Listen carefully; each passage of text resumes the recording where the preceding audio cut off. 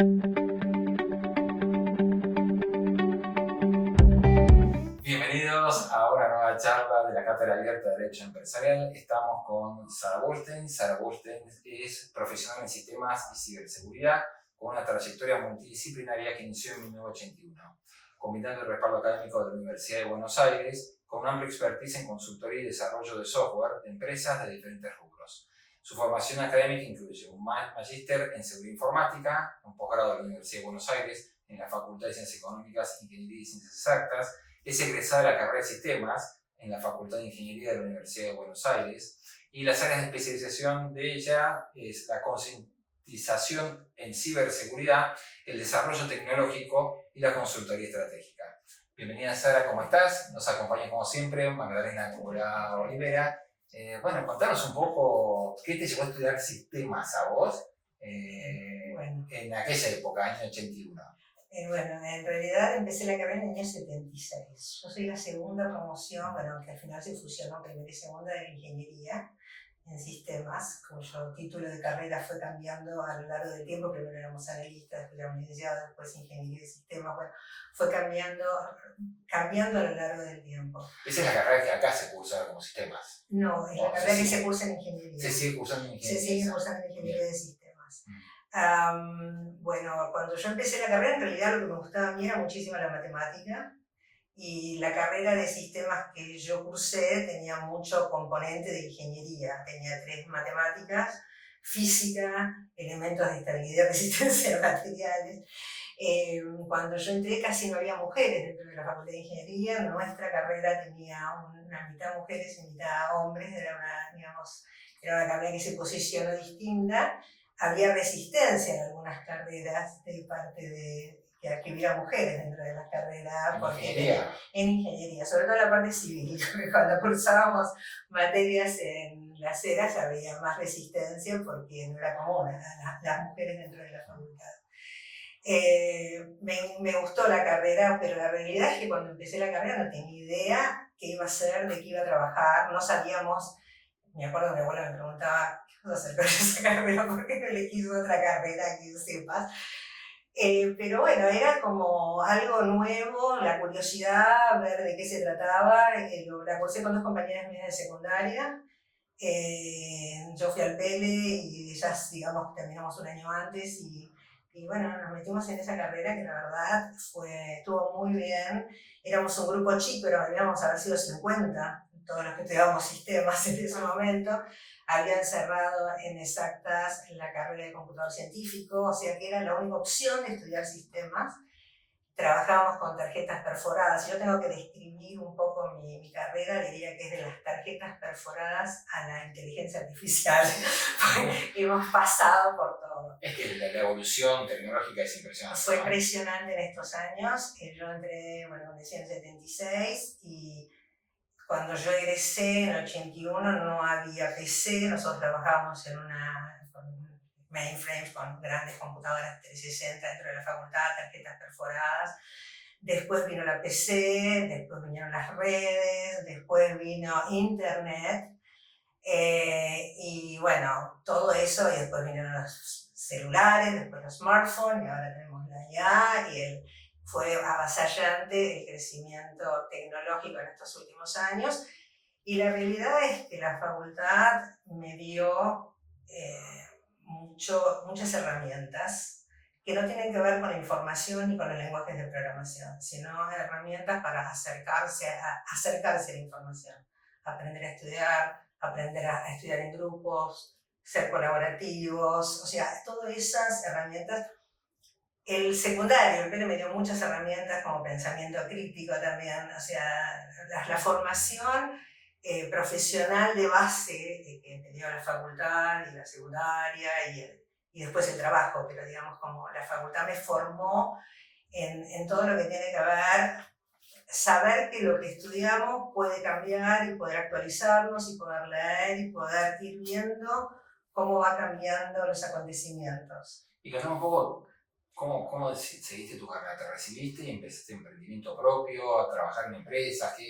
A ver, te cuento. El primer trabajo donde me presenté, que ya estaba adentro, no me tomaron porque me casaba.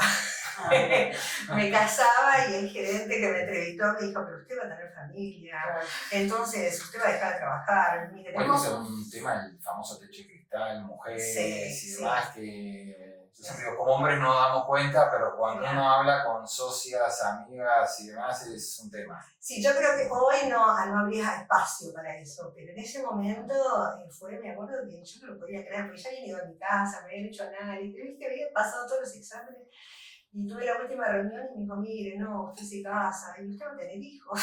Pero yo no voy a dejar de trabajar. Bueno, de ahí empecé a trabajar en una empresa más chica de desarrollo con un ingeniero, Robert Finkelstein, el cual me enseñó lo que sé, digamos, de cómo pararme a nivel de cómo pararme profesionalmente. Bueno, el ingeniero, cuando empecé a trabajar, me regaló cuando me recibí el libro, que es el libro de Eric Fromm, Tener o Ser, que me lo dedicó, que la verdad la dedicatoria muy fuerte, de que decía, para comprender la diferencia entre tener un título y ser un profesional. Y la verdad que es fuerte, es fuerte, sí. El tener y ser, ¿viste? Y me enseñó varias cosas. Me enseñó básicamente que no se trabaja gratis, porque el trabajo gratis no se valora. Me enseñó a poner distancia con los clientes, a tratarlos, porque yo era muy chica, yo tenía 20 años y 19 empecé a ir a trabajar, empecé a estar en tercer año de facultad, cosas así. Y además me enseñó a presupuestar, a cotizar, a ver cómo armar las horas, a evaluar el tiempo que lleva un trabajo, a pararme sola frente al cliente, y yo creo que me depositó la confianza, y yo creo que cuando el otro deposita la confianza, uno tiene confianza y transmite confianza.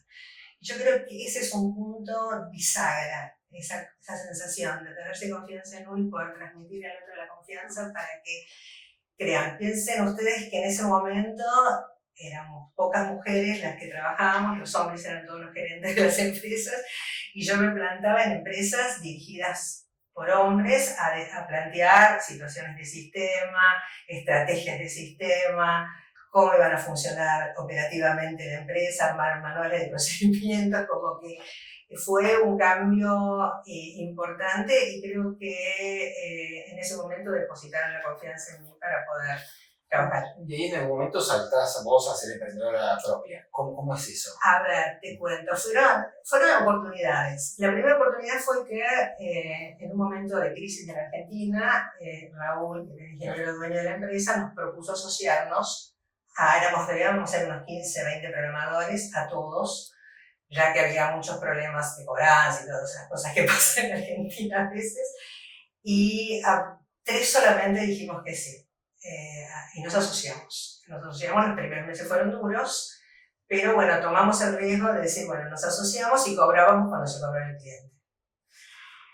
Después él se fue a vivir al exterior, con lo cual quedamos los 3 socios. Él nos vendió su parte, quedamos los 3 socios dueños de la empresa. Después, en el 2001, otro se fue a vivir al exterior, se fue a vivir a Canadá. Otra crisis más, 2001. Sí. La primera fue el plan austral, me acuerdo. La otra fue la crisis del 2001.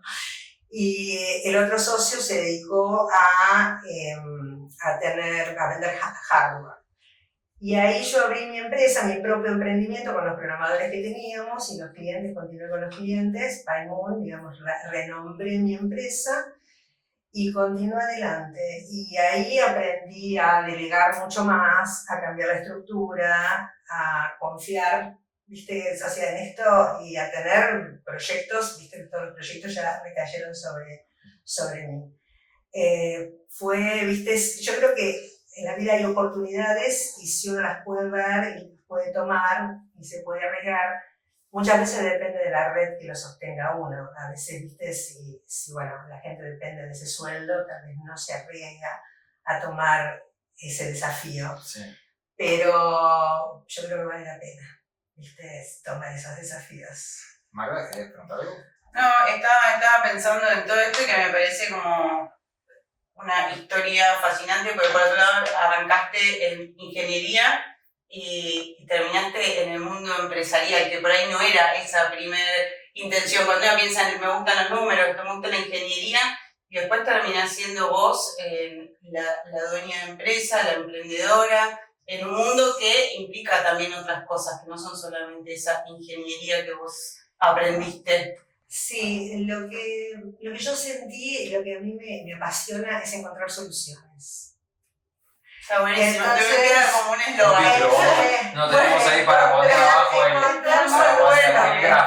No, pero te digo en serio, me apasiona encontrar soluciones. Es como una cosa que cuando yo estoy en un cliente y, a ver, en la facultad te da la lógica y te da herramientas lógicas y un poder de abstracción importante. Todo lo que tiene que ver con sistemas, porque vos diagramás en la cabeza y empezás a ver cómo va a integrarse la información que viene de acá, cómo se va a materializar, qué necesita el cliente para tomar una decisión, cómo operativamente se van a hacer las cosas, quiénes se van a encargar de qué, y vas encontrando soluciones a las problemáticas que muchas veces no son claras, porque hay que aprender a escuchar y analizar.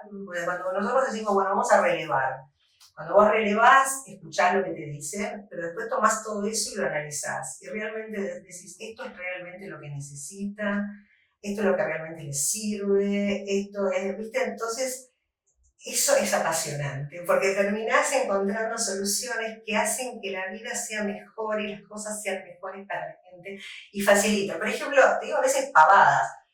Entraba a una empresa y veía que la gente se paraba porque la impresora estaba a, no sé, la mitad del salón. Entonces todos se paraban hasta...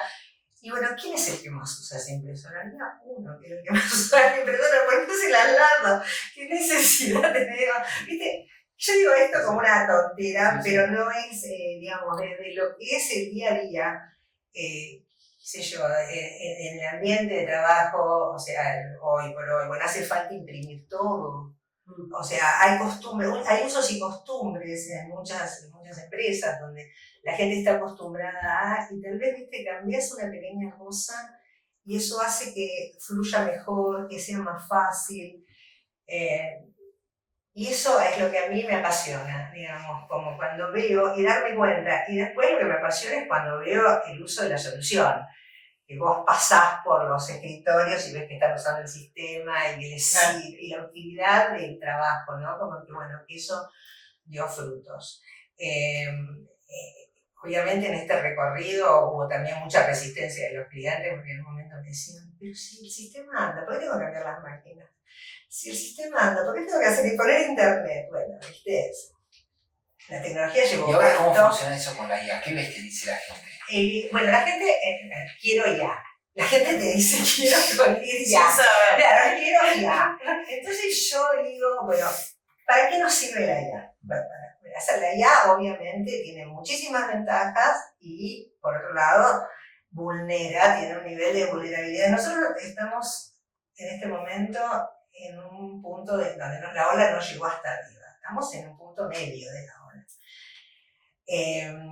Así como cuando empezó Internet no sabíamos hasta dónde iba a llegar, y después fuimos descubriendo las vulnerabilidades que eso traía aparejado. Lo mismo yo creo que pasa con la IA. Vos subís información a la IA. ¿Qué pasa con esa información? Si toda esa información es consultada con los algoritmos, puedo subir información confidencial, puedo subir, por ejemplo, si quisiera ver perfiles de todos los empleados, el perfil de todos mis empleados, después si alguien consulta el nombre de los empleados y aparece en otro lado. O sea, ¿hasta dónde, para qué sirve y para qué no? Bueno, hoy es un gran agujero negro donde estamos detrás de la pelota, tanto desde el punto de vista legal. O sea, vos pensás que la ley de las leyes ciertas leyes argentinas son del 2000 y del 2008, la ley de protección de privacidad de los datos, de datos personales y la ley de delitos informáticos del 2008. Después van parcheando, pero venimos corriendo detrás de la pelota. De repente hay normativas, normativas que te permiten blindar de alguna manera la 27001, ¿viste? Como las ISO, las normas ISO. Pero yo creo que la IA obviamente sirve para muchísimas cosas que tienen que ver con la información, pero yo creo que hay que tener como mucho cuidado, tanto en la información que se te brinda y que se le pide que revise, como la información que te da la IA, porque muchas veces no es verídica. O sea, en tu caso seguramente conocerás casos de demandas que se presentan. Preguntas cosas a la IA y te inventas. No, sí, Pero todavía. Sí, hay que saber para poder utilizarla, porque si no te puede dar errores que... Claro, a ver, si no puedes replicarlo sin por lo menos en derecho no puedes replicar sin revisar. No, yo de mi experiencia, de repente desde lo estético te podría decir que te mejora mucho la estética, desde lo que tiene que ver con la forma de la redacción, te puede mejorar mucho la redacción, pero desde el punto de vista de información, tenés que chequearlo mucho para estar seguros de que lo que vos... Te lo digo esto porque yo lo hice a nivel estadístico y me puse en tres plataformas diferentes de IA y me encontré con datos diferentes. Entonces, bueno, ¿cuál de ellos dice la verdad? ¿Y eso con la ciberseguridad cómo funciona? Bueno, la ciberseguridad está trabajando, a ver, vamos a ver de qué se trata la ciberseguridad. La ciberseguridad básicamente lo que trata es de proteger la confidencialidad, la disponibilidad y la integridad de la información. Digamos, esos son los pilares donde se para la ciberseguridad. Básicamente lo que hay que hacer en principio es concientizar, en mi opinión, el factor humano siempre para mí es el eslabón más débil de toda la cadena, porque vos podés poner el mejor software, si ese software por algún motivo no lo pueden andar, si la gente comparte las claves, si la gente sube información que no corresponde, si la gente deja la computadora abierta sin cerrar y se va y bueno, digamos ahí cualquier situación de vulnerabilidad, queda abierta a todas las vulnerabilidades posibles. Existe obviamente un montón de infraestructura que hace que la ciberseguridad funcione. Obviamente en este caso yo creo que hay algunas herramientas desde el punto de vista de ciberseguridad donde desde la dirección tienen que poder bajar ese sponsorship para poder aceptar que estamos en una situación que puede vulnerar, tomar conciencia primero del valor de la información, que yo creo que hoy ya está básicamente concientizada la gente. Pero lo que hay que aplicar son algunas normativas que existen a nivel mundial también y estándares que hagan que esa información se blinde de alguna manera. La ciberseguridad general, o sea, desde el punto de vista de ciberseguridad, yo trabajo en lo que tiene que ver con la prevención. Y yo creo que ese punto es como la vacuna. Claro, a ver, hay gente que vacuna también, pero yo considero que la prevención es lo que hoy hace que vos estés más resguardado. Temas de backups, temas de asegurar que puedas recuperar la información fácilmente. Por ejemplo, el ransomware, que es un ataque donde te encriptan absolutamente toda la información y te piden extorsiones. El otro día estaba leyendo si la extorsión es un delito, si pagar una extorsión es un delito. Okay. Y pagar una extorsión es un delito. Sí. Entonces, ¿cómo hacemos? Claro. A ver, de repente en una empresa, no sé, la hackean y sacan información de los empleados. Entonces, ¿esto qué quiere decir? Que la empresa no protegió la información que vos tenía. Lo que también ves ahí es que a veces puede pasar. Yo he escuchado alguna vez, hemos tenido algún cliente que ha dicho, yo lo que no quiero es que sepan que me robaron cosas, porque eso también me genera en el mercado un problema. Claro, bueno, el prestigio de la empresa, el tema de prestigio, que es el principal tema de la empresa, de los bancos, de todas las empresas. Digamos que la parte bancaria, la parte financiera, tiene muchísimo cuidado con todo el tema de fraude, pero así todo lo sufre. Sí, sí. Vos lo escuchás en consumidores y en clientes de banco que han sufrido situaciones de hackeo, ya sea por páginas, o sea, páginas duplicadas, donde pueden entrar las cuentas. Pero básicamente lo que se trata es de que la empresa pueda hoy por hoy, por eso yo vinculo lo que es el derecho empresarial con lo que tiene que ver con la ciberseguridad. Para mí hoy están terriblemente, digamos, van alineados, porque el derecho empresarial de alguna manera trata de proteger a la empresa y la ciberseguridad trata de proteger a la empresa desde la información. Hoy sin información la empresa no opera. Y el derecho empresarial con los contratos, yo creo que contractualmente se pueden blindar algunas cosas, incluso cuando se hacen acuerdos de confidencialidad, Sí, claro. se firman acuerdos de confidencialidad, donde la empresa de alguna manera se resguarda, porque, a ver, si porque se subió información a la IA, de repente, o una información falsa o una verdadera, las acciones de una empresa caen. Claro, ¿Qué pasa con los accionistas? Claro, sí. ¿De quién es la responsabilidad? Sí, sí. Alguien subió a la IA cierta información Que y no, esto sí. que no correspondía. Bueno. Contanos, te cambio un segundo, no sé, Sí. Magda, si querés. No, Como re interesante esto, porque ya no tenemos acá el tiempo. No. sí, Ya no, pero vamos podríamos a estar hacer 8 horas. televisión. Claro, otro día organizamos algo, te llevo a dar una charla a la cátedra Sí. con mis alumnos. Pero acá una pregunta así como típica que medio se le estamos haciendo a todo el mundo es, ¿qué consejos le darías vos a alguien que empieza? Bueno, 2 minutos. sí, bueno, alguien que empieza es que mire, que escuche, que vea lo que pasa en el contexto. La facultad le va a dar ciertas herramientas, pero que es necesario actualizarse y ver lo que está pasando. Yo creo que siempre hay oportunidades, que pueda ver las oportunidades, que no tenga miedo de arriesgarse y poder, porque cuando vos, sobre todo cuando estás estudiando, te puedes equivocar. No te recibiste todavía, no sos todavía, ahora tenés el título, como decía antes. Podés equivocarte y permitirse equivocarse. No tener un nivel bajo de frustración, porque siempre pasan cosas. Yo podría contar un montón de situaciones donde las cosas no funcionan como uno espera, pero seguir adelante, ¿viste? Tener esa fuerza y ese empuje para seguir adelante cuando uno tiene una idea de un proyecto. O sea, poder armar un proyecto mirando el contexto, viendo cuáles son las necesidades para poder armar un proyecto básicamente laboral. Yo creo que hoy, por ejemplo, en este marco, todo el tema tecnológico es algo que vale la pena adentrarse porque es un nicho. Todavía estamos en un camino, en todo lo que tiene que ver con derecho, es un camino. Pero creo que básicamente es poder ver, escuchar y no tener prejuicios y poder adentrarse y zambullirse en los cambios, porque los cambios son la realidad. O sea, uno puede querer, el status quo no existe, esto va cambiando, todo esto es muy dinámico. Entonces, yo creo que mi consejo básicamente es que lo importante es uno y no las herramientas cambian, uno es uno, eso, uno tiene que focalizarse en lo que uno quiere. Yo quería dar un consejo que le doy a mis hijos, sostengan su deseo.